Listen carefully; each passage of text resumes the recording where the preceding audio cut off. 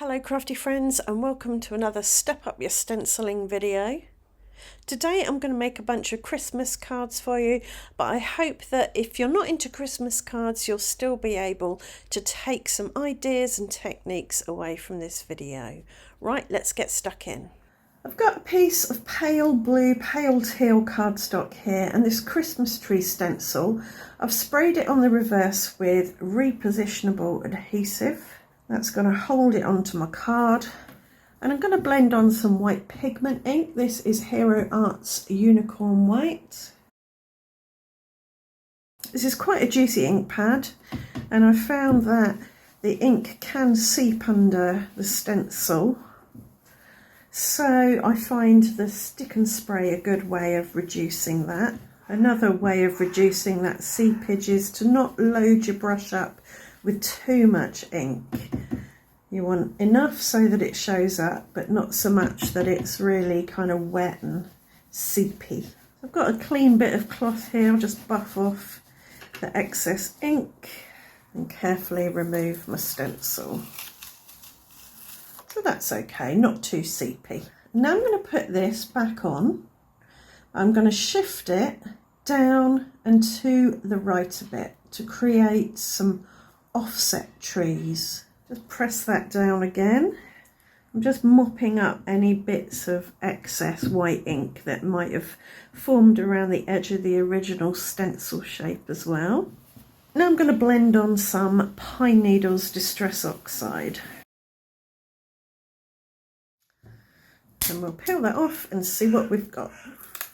So now we've got some nice opaque green trees with a kind of highlight to the top left of them. I don't want to waste this ink, so I'm going to spritz it with some DIY White Pearl Shimmer Spray. And I'm going to put that on another piece of the same card. And I'll put a little bit of kitchen towel over it and press it down, and hopefully we'll get a nice print from that. And I'm liking that, so that needs to be set off to one side to dry. Now I'm going to do something similar with this one. I'm going to start with the Distress Oxide first. And now I'm going to sprinkle on some Clear Gloss Superfine Embossing Powder. I'm not taking the stencil off first because of the stick and spray on the back of the stencil. It will have made the card sticky. So by pouring it on first, I'm just getting it on the Christmas trees. And I'm going to heat them with my heat tool.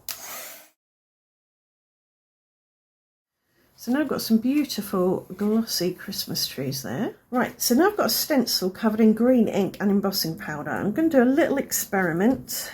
I'm going to cover this in sticky embossing ink, and I'm going to press this down and just see what we get.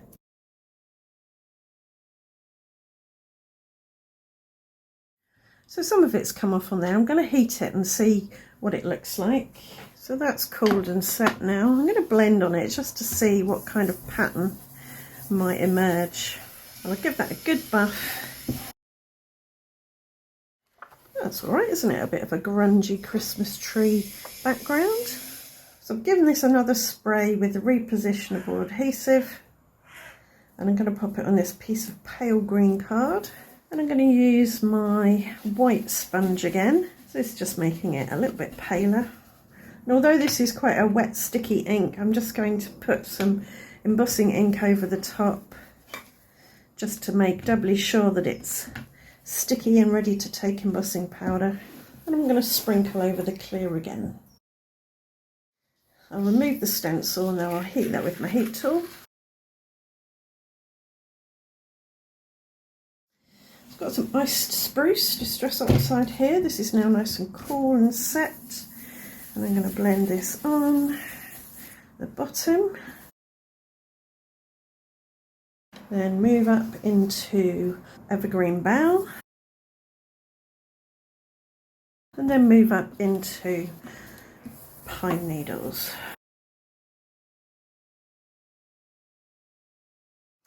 I missed my cloth ever so slightly, just so it's a bit damp, and that will lift a bit more off of the trees. extra shimmer and shine, I'll give it a mist.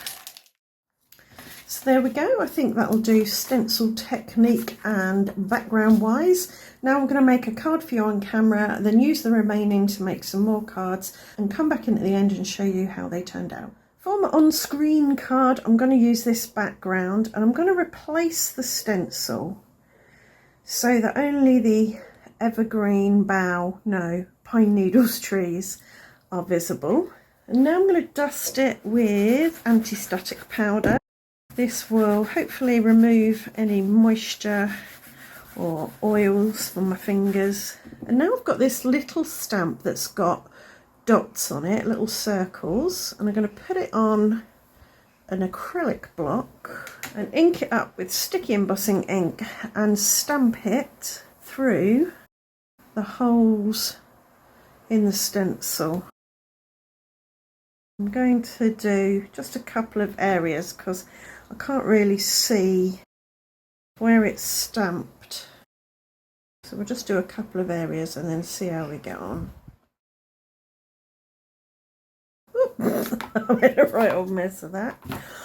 Okay, because there's a lot of sticky on the back of that stencil, it's sticking where I don't want it. But I will just brush it off. I don't think there's any way around that. I could have resprayed the stencil so that it stuck properly and didn't come off when I removed the card from the grip mat, but hey ho, we live and learn.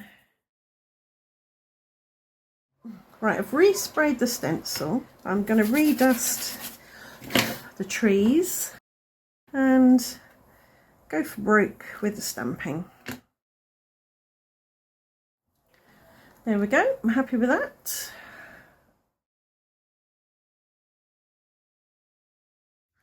Right, I've decided to turn this into wrapping paper or a present.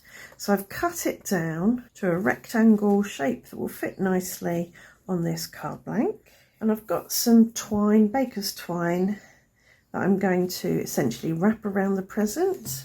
And on my present, I'm going to put a tag and I'm going to use this set.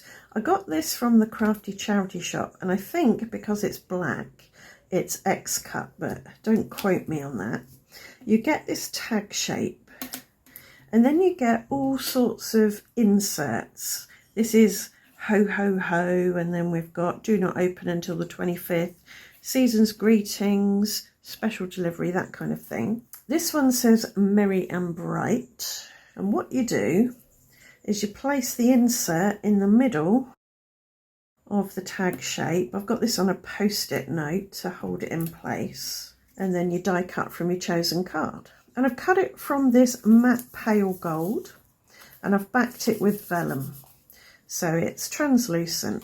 I've got my rule of thirds grid here and I'm going to put this on here where it will sit on the actual card, and I'm going to use a pencil to mark here and here.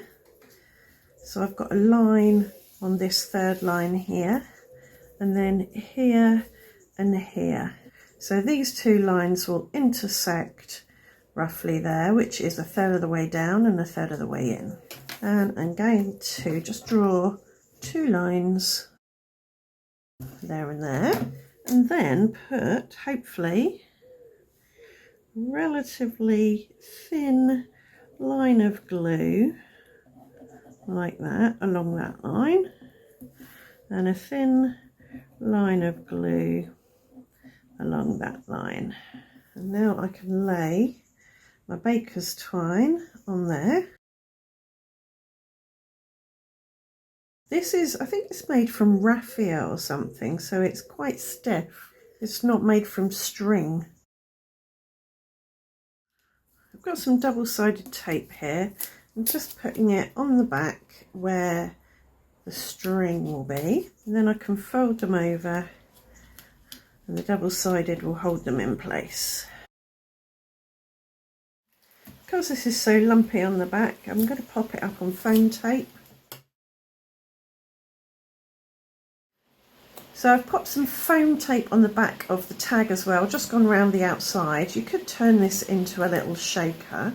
I'm not going to do that today. I'm just going to place it so that sort of sits on there like that. So it looks like the tag is tied onto that cross piece there. You could glue these two down if you don't want them sticking up. I might do that. Just put a bit of glue on the string and then put them down there like that and put something on top of them.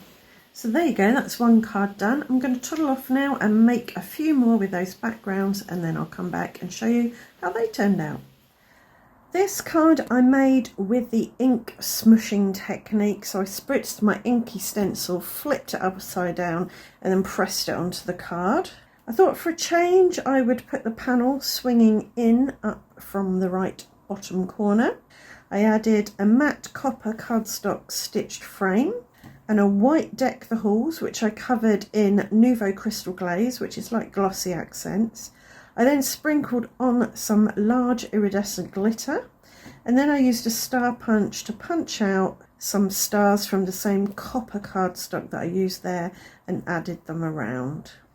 This is the one I made from the green ink and then embossed in clear background. I cut it down a bit narrower, popped a couple of gold strips either side.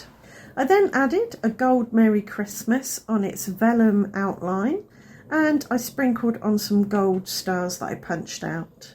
I put 2 on each row of Christmas trees. This is the grungy experimental emboss resist background. I love how the background turned out, that kind of speckled two-tone look.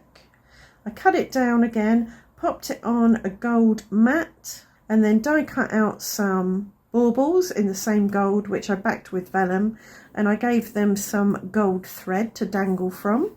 I added a Joy to the World that I stamped and die cut, and then some Nouveau gold glitter drops, Gold Coast it's called, and sprinkled these around for a bit of energy and movement so it's not so static.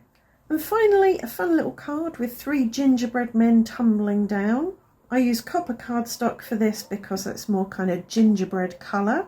The background was the emboss resist on the green paper with the 3 different green distress oxides. Oh, I need to give my gingerbread men some mouths. I forgot those. I put all their other bits in, but I'll just put some white mouths in there. Oh, a sentiment. I wanted to use this Christmas die cut. This is from the same copper cardstock, backed in white. The Merry was too big for it, so I thought I would use some individual letters that I die cut out to say it's Christmas. So there you go, 5 Christmas cards made using that one stencil and a variety of techniques. I hope you've enjoyed the video. I hope it's given you some ideas. Of course, you can apply these ideas to cards other than Christmas cards. If you have enjoyed the video, please do consider leaving a thumbs up. Let me know in the comments, subscribe and ring the notification bell. And I'll see you back here in a couple of days for another video. Thanks for watching. Bye for now.